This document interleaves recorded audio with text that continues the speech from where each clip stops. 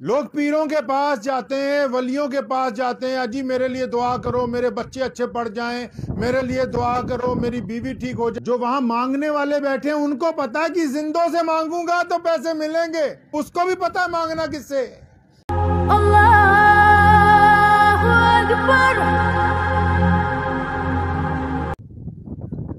عمارت کو جب مسجد کا نام دے دیا تو مطلب یہ عزت والی جگہ ہو گئی، ایسا ہی ہے نا جی۔ تو جو اینٹیں پتھر عام گھروں میں لگتے ہیں وہی مسجد میں لگتے ہیں، لیکن ان اینٹ پتھروں کو جب نام دے دیا کہ یہ اللہ کے نام پر لگ رہے ہیں تو یہ عام گھروں سے زیادہ عزت والے ہو گئے، زیادہ احترام والے ہو گئے، زیادہ تقدس والے ہو گئے۔ لیکن ہوئے کیسے یہ؟ اس لیے بڑے اطمینان سے اس بات کو سمجھنا ہوگا۔ درد کی دوائی دینے لگے۔ اب یہ تو ممکن نہیں ہے نا کہ ہم نے مسجد کے لیے جلسہ رکھا اور میں آپ کو اور ادھر ادھر کے مقصد کے لیے ہم اکٹھے ہوتے ہیں، جس مقصد کے لیے بازار جاتے ہیں اسی آج کل معاملہ الٹا ہو گیا ہے۔ کیا آپ نے کبھی سنا کہ پیٹرول پمپ پہ جا کے آپ بولو جناب 5 کلو چینی دے دو؟ نہیں ہوتا ایسا، ممکن نہیں ہے۔ یا چینی والی دکان پہ، پرچون کی دکان پہ جا کے بولو جناب ڈیزل کا ٹینک میری کار میں فل کر دو، وہ گلے اس کا دماغ خراب ہے۔ اور یہاں لوگوں کا کیا معاملہ ہے؟ مولوی کے پاس جانا ہے، اللہ کی رضا معلوم کرنے کے لیے جا رہے ہیں، جناب مولوی صاحب ہمارا کاروبار نہیں چلتا، ذرا کوئی معاملہ حل کر دینا میرا۔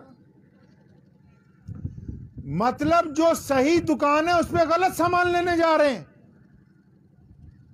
لوگ پیروں کے پاس جاتے ہیں، ولیوں کے پاس جاتے ہیں، اجی میرے لیے دعا کرو، میرے بچے اچھے پڑھ جائیں، میرے لیے دعا کرو، میری بیوی ٹھیک ہو جائے، میرے لیے دعا کرو، کاروبار چل جائے۔ ارے وہ تو اس لیے بیٹھے ہیں، آپ ان سے جا کے پوچھو کہ اللہ کا قرب کیسے حاصل ہوگا، محمد رسول اللہ کیسے راضی ہوں گے، ہماری اللہ سے تعلق کیسے بڑھیا بن جائے گا۔ یہ تو وہی بات ہو گئی کہ پیٹرول پمپ پہ جا کے کہہ رہے ہیں جناب ہمیں راشن پیک کروا دو۔ صحیح دکان پر جا کے غلط سامان جب آپ خریدنے کی کوشش کریں گے تو کچھ نہیں ملے گا، کوری نہ ملے گی۔ تو پہلے تو یہ بات طے ہو جائے کہ جس بندہ جو جس کام کے لیے ہے اس سے وہی کام لیا جائے۔ جو اللہ والے لوگ ہوتے ہیں، آپ چلے جائیں، یہ جو مزار ہیں نا بڑے بڑے میلے لگتے ہیں نہیں، جو وہاں مانگنے والے بیٹھے ہیں ان کو پتا ہے کہ زندوں سے مانگوں گا تو پیسے ملیں گے۔ اگر اس کو پتا ہوتا کہ یہ جو مر گئے ہیں جن کی قبر ہے وہاں بیٹھ کے مانگتا رہوں گا کوئی پیسہ ہاتھ نہیں آنا، اس کو پتا یہ جو زندہ آ رہے ہیں فاتحہ پڑھنے کے لیے ان سے مانگوں، اس کو بھی پتا ہے مانگنا کس سے، ان کو نہیں پتا۔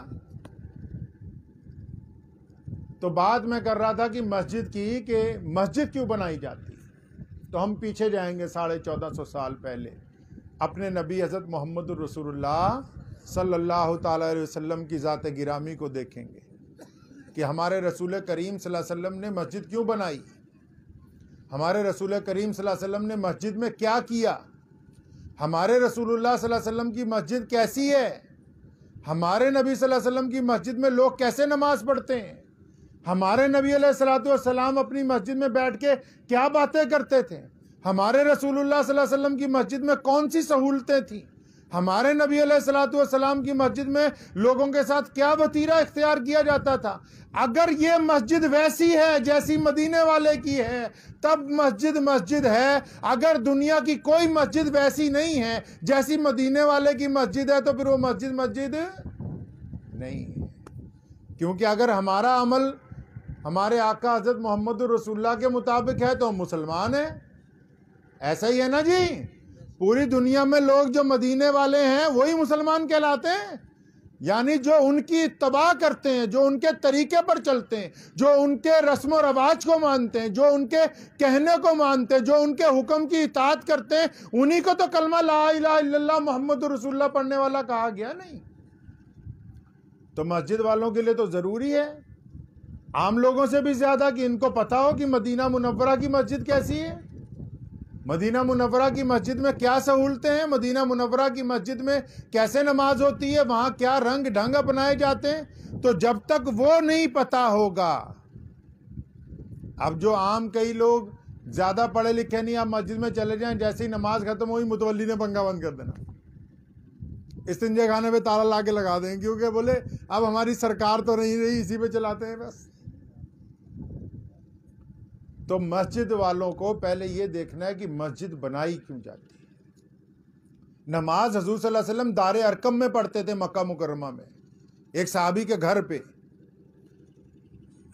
حضور صلی اللہ علیہ وسلم جب مدینہ منورہ گئے، حضرت ابو ایوب انصاری رضی اللہ تعالیٰ عنہ کے مہمان بنے، کئی مہینے تک وہاں رہے ان کے گھر پہ۔ مسجد کیوں بنائی گئی؟ محمد الرسول اللہ صلی اللہ علیہ وسلم کا اگر اسوہ حسنہ دیکھیں گے، اور جتنے مولوی ہیں ان سے جا کے پوچھ لو آرام سے کہ جی نمازیں جو ہیں کتنی فرض ہیں، بولیں گے 5۔ پوچھو جی ان 5 میں ایسی کون سی ہے جو سب سے زیادہ اہمیت والی ہو، تو آپ کو سمجھائیں گے کہ بیٹا 5 تو فرض ہیں، لیکن ایک اذان ہوتی ہے جو دل میں ہوتی ہے، ایک اذان ہوتی ہے جو اللہ کی طرف سے پکاری جاتی ہے، اور وہ اذان رات کے دوسرے تیسرے پہر ہوتی ہے جب ہوتا ہے، اور تیسرا کوئی جانتا نہیں۔ اچھا جی، جب سب سے پیاری نماز وہ ہے تو ان 5 نمازوں کے لیے اذان دی جا رہی ہے، 5 نمازوں کے لیے مسجد بنائی جا رہی، 5 نمازوں کے لیے امام رکھا، 5 نمازوں کے لیے متولی بنایا، بہترین عمارت بنائی، وضو خانے بنائے، اچھے کارپیٹ بچھائے، یہ اتنا تام جھام کیوں ہے؟ جب افضل وہ ہے تو ان 5 کو کیوں کیا گیا؟ تو اسلام نے کہا کہ مسلمانوں، مسجد ہم نے اس لیے بنائی ہے کہ تم یہ 5 نمازیں اذان کے بعد اکٹھے پڑھو گے۔ حکم ہوا کہ ان 5 نمازوں میں تمہارے کندھے ایک دوسرے سے کندھے سے ملے ہوئے ہوں گے، ان 5 نمازوں میں تمہارے اندر آپس میں اتفاق ہوگا، اتحاد ہوگا۔ ان 5 نمازوں میں جب تم سب نماز پڑھنے جاؤ گے اور ایک نمازی جو روز آتا ہے وہ نہیں آئے گا فجر میں، تو تمہیں فکر ہوگی کہاں گیا، ظہر میں نہیں آئے گا پھر فکر ہوگی آیا نہیں، عصر میں نہیں آئے گا پھر ادھر ادھر دیکھو گے کہاں ہے آج، مغرب میں عشاء میں سارے اکٹھے ہو کے اس کے گھر جاؤ گے، پوچھو گے عثمان بھائی آج کیوں نہیں آئے، بیمار ہوگا تو اس کو دوا لا کے دو گے، پریشان حال ہوگا اس کو دلاسا دو گے، مصیبت میں ہوگا اس کی مدد کرو گے۔ اسلام نے ایک مضبوط معاشرہ قائم کرنے کے لیے اس مسجد کو بنایا ہے، اگر صرف عبادت کرنی ہوتی تو وہ گھر میں بھی ہو سکتی تھی۔ پتہ لگا؟ اب ہن جیڑا نماز پڑھدا ہے نا تے انہوں یہ نہیں پتا کہ سجے پاسے کون ہے تے کھبے پاسے کون روز نماز پڑھدا ہے، تے منہ بنا کے پڑھدا ہے تے کسی نہ سلام دعا نہیں پڑھدا۔ اب وہ مسجد میں آئے یا نہ آئے، اسلام نے ہر چیز کی روح پیدا کی ہے۔ کیا پیدا کی ہے ہر چیز میں؟ انسانیت بنا روح کے تھی۔ اسلام سے پہلے بھی انسان تھے، بچیوں کو زندہ دفنایا جاتا تھا، پہلے بھی انسان تھے، لوگ باپ کے منہ پہ تھپڑ مارتے تھے، پہلے بھی انسان تھے، پانی پینے پر قتل ہو جایا کرتے تھے۔ اسلام نے انسانوں میں روح پیدا کی ہے، تو ہم مسجد کی روح کیسے مار سکتے ہیں جی؟ آپ نے سنا ہوگا نا مولویوں سے کہ پجامہ گٹیاں تو اچا رکھو، نیما ہوگا تو کتنے جانا ہے؟ جہنم میں۔ سنا ہے نا؟ اب اتنا پتا کہ یہ پجامہ ٹکنوں سے نیچے تو جہنم، یہ اوپر ہو گیا تو جنت۔ کیا جنت اور جہنم بس اس 2 انچ میں پھنس گئی؟ سیدنا ابو بکر صدیق رضی اللہ تعالیٰ عنہ نے کہا سب سے بڑے مسلمان ہیں، کائنات میں سب سے بڑا مسلمان کون ہے؟ سیدنا ابو بکر صدیق۔ رسول اللہ صلی اللہ علیہ وسلم نے اپنی زندگی مبارک میں اگر کسی کو اپنے مصلی پر کھڑا کیا تو وہ کون ہے جی؟ وہ ابو بکر ہیں۔ کون ہیں؟ ابو بکر ہیں رضی اللہ تعالیٰ۔ جس دن سونے رسول نے فرمایا تھا نا کہ یہ جس کا نیچے ہوگا جہنم میں جائے گا، تو ابو بکر پریشان ہو کے گئے تھے حضور صلی اللہ علیہ وسلم کے پاس، فرمایا یا رسول اللہ میں آپ کا جو خادم ہوں نا، میرا تو لاچا اکثر ڈھلک جاتا ہے۔ فرمایا میرا پیجامہ یہ جو لنگی ہے اکثر ڈھلک کے نیچے ہو جاتی ہے، میں بار بار اسے اوپر کرتا ہوں یہ پھر ڈھلک جاتی ہے۔ یا رسول اللہ آپ نے تو فرمایا جس کی نیچے ہو گئی وہ جہنم میں جائے گا۔ سونے رسول نے فرمایا ابو بکر نہیں، وہ تمہارے لیے نہیں کہا، تم جیسوں کے لیے نہیں کہا، یہ کپڑا جو نیچے لٹکا کے بڑے بڑے مشرک جو ہیں مکے کے، آج بھی جو بڑے بڑے چودھری ہیں جو سلوار نیچی کر کے پینٹ نیچی کر کے اکڑ کے چلتے ہیں، جن کی گردن میں سریا ہے، غریب کہتا ہے میاں جی سلام تو سلام کا جواب نہیں دیتے، ماں باپ کو پوچھنے نہیں جاتے ہیں، بیوی سے بدتمیزی کرتے ہیں، سکے بھائیوں کے دشمن ہیں، اپنے پڑوسیوں سے ان کی سلام دعا نہیں ہے۔ اللہ کے رسول نے کہا کہ یہ اس لیے اونچا کرایا اکڑ نکل جائے، گردن کا سریا نیچے ہو جائے۔ ہن ہوئے کوئی میرے ورگا ہی چلو مولوی، پگڑی بننی ہوئے، داڑھی رکھی ہوئے، ਪਜਾਮਾ ਹੋਵੇ ਗਿੱਟਿਆਂ ਤੋਂ ਇੰਨਾ ਉੱਚਾ ਤੇ ਪਿਓ ਨੂੰ ਸਲਾਮ ਨਾ ਕਰੇ। हैं जी, बीवी दे नाल लकड़ के बोले, सके भराइयां भरावां नाल अगर कोई चला जाए। मुझे एक किस्सा याद आ रहा है, मेरे एक अजीज हैं, तो उनके घर एक उनका दूसरा दोस्त गया, तो वो उस अजीज की अपने मामा से कोई अनबन हो गई थी, तो उसकी वालदा कहने लगी उन्हें कि बेटा जरा इन्हें समझाओ, इसकी अपने मामा से नहीं बनती। वो कहता जनाब मैं तो अपने चाचे नूं नहीं बुलाया, 10 साल हो गए, तो मैं तो अपने मामे नूं बढ़न नहीं दिंदा।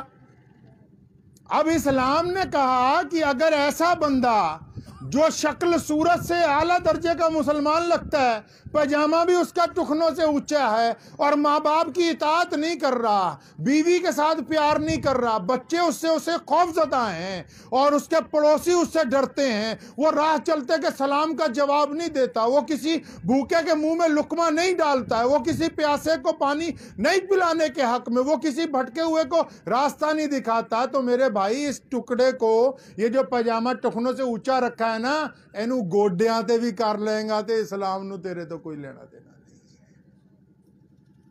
जब तक मकसद की रूह जिंदा है, बात को समझ लीजिए आप, रूह जिंदा है तब तक वो मकसद जिंदा है। अगर हम आप रूह को कत्ल कर देंगे और खाली दिखावा करेंगे, जी मस्जिद बना दी आलीशान, किसी गरीब को यहाँ रोटी नहीं मिल सकती, कि आ जाए मुसाफिर जिसके पास किराया ना हो उसको धक्का दे दिया जाए, कोई मसलूम आ जाए तड़पता हुआ कि जी 2 घंटे आराम कर लूं, उसको बैठने की इजाजत ना हो, फिर ये मस्जिद कैसे होगी?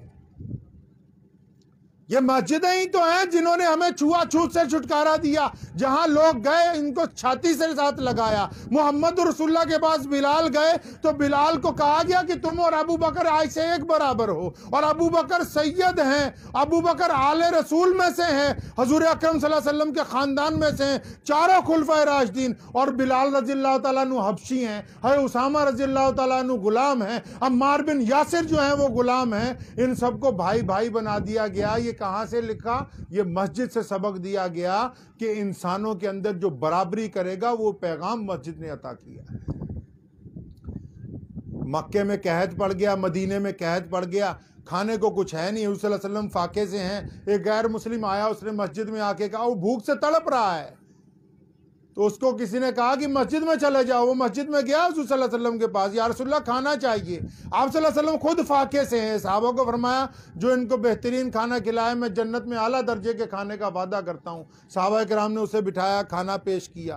फिर कभी कोई आया गैर मुस्लिम, उसने आके कहा कि या रसूलल्लाह सवारी नहीं है, मैं गुजर रहा हूँ, पैदल जा रहा हूँ। आप सल्लल्लाहु अलैहि वसल्लम ने कहा बैठो, ऊँट मंगवाया बेहतरीन, फरमाया ये सवारी अपने लिए ले जाओ। मस्जिद में लोग आए, या रसूलल्लाह हमारे पास कपड़े नहीं है पहनने के लिए। आप सल्लल्लाहु अलैहि वसल्लम ने अपनी रहमत वाली चादर उतार के दे दी, फरमाया इससे जाके अपना कुर्ता सिलवा लो। मस्जिद तो बनाई इसलिए है कि माशरे में पाकीज़गी हो। अगर मस्जिद के इमाम को, मस्जिद के मुतवल्ली को, मस्जिद के सदर को यह नहीं ना पता कि इस मोहल्ले में गरीब कितने हैं, और कितने के घरों में चूल्हा नहीं जलता, और कितनी बेवाएं हैं जो अपने बच्चों को खामोशी से साथ लेके पानी गर्म करके पिला रही हैं, तो तब भी उस मस्जिद का फायदा कोई नहीं। इस्लाम ने ये नहीं कहा कि सड़क पे खड़े होकर लोगों को खिलाते रहो। इस्लाम ने कहा है कि जो इज्जतदार लोग घरों में खामोशी से बैठे हैं, जिनके पास रिज़्क पूरा नहीं, इस्लाम ने कहा जाओ चुपके से अपने कंधे पे रात को अनाज की बोरी उठा के उनके घर के अंदर छोड़ के आओ। तो तब ये मस्जिदें पूरी दुनिया के अंदर बनी। मस्जिदों से हजूर अकरम सल्लल्लाहु अलैहि वसल्लम ने हमें ये तरबियत दी है। आप कोई लोग जो हज करने गए होंगे या मक्का मदीना गए होंगे, अल्लाह ताला आपको ले जाए जो नहीं गए हैं। आज की तारीख में मैं कह रहा हूं, जब पूरी दुनिया बहुत वर्ल्ड लेवल की क्लास के अंदर चल रही है, और मदीना और मक्के जैसी इमारतें वर्ल्ड लेवल के हिसाब से, ये नहीं कि सिर्फ हमारी मस्जिदें हैं, दुनिया की टेक्नोलॉजी के हिसाब से ऐसी इमारतें आज दुनिया में नहीं है जो कुछ मदीना मुनव्वरा की मस्जिद में लगा हुआ है। आज की तारीख में आप जाएं, नमाज पढ़ के अपनी चादर लेके मस्जिद नबवी के कालीन पे लेट जाइए, खुदा की कसम कोई आपको ठोकर मारने नहीं आएगा कि तुम अब्दुर्रहमान यहाँ क्यों लेटे हुए हो। नारे तकबीर। ये मस्जिद ने हमें सबक दिया है कि इंसानों में बराबरी लेके आनी है।